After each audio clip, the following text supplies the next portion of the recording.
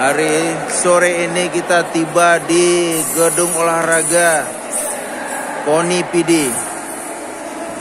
Tim tinju Aceh Besar, Sasana DJ bergabung latihan bersama dengan Sasana tinju PD Aceh PD bertempat di gedung olahraga.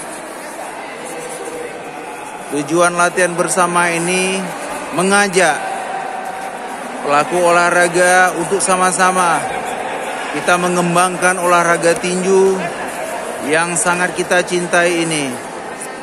Karena olahraga tinju merupakan olahraga andalan, khususnya Pertina Aceh.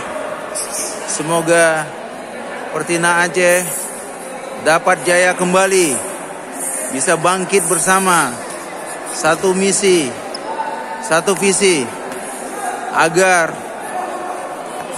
Pertina Aceh masih dihargai, masih disegani di tingkat nasional maupun internasional.